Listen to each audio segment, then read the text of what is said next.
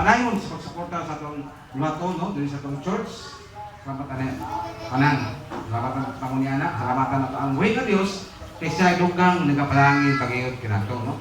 Sa mawat ulit nga panahon, no, mama na to ni ato ang church unya nindot na gid ang dito nga ni sa padulungan nito kay ang Dios sa gani magapahimutan makita-an ginato ang kalambuan sa ato nga iglesia, no.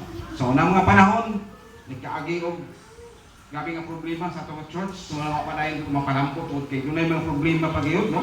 So makaingon sa usahay nga sa pud nilay mga tao pud nga miskay puro ra mga Kristohanon pud sa namamamboy himog mga lakang, no, nga makapasakit sa atong pagbati, no. Di na to kalikayan naging ana nga pud panahirasyon na pero sa dilang kay Diyos wala man pasagad kinato, wala man siya kalabang matuwag na to nga wala tani pasagdi.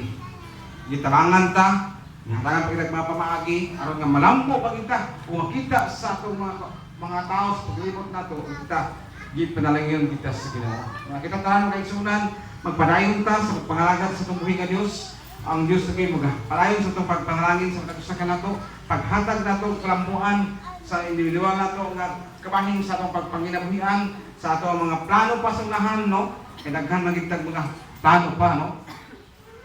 Kung mingon kasi mong gugulingon, nagandoy ko nga makapatol ko hamugaway nga mga pagpuyo.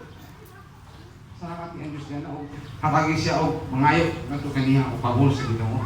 Dili mangin ang Diyos mo, hikaw kanimo. Kung mangayok ka o pabor nga makabaton ka o kausuhan ka sa imong kinabuhi. Dili ka hikawan sa Ginoo. Nga ato lang ngayon, palayon kita sa pagpangalaga sa Ginoo.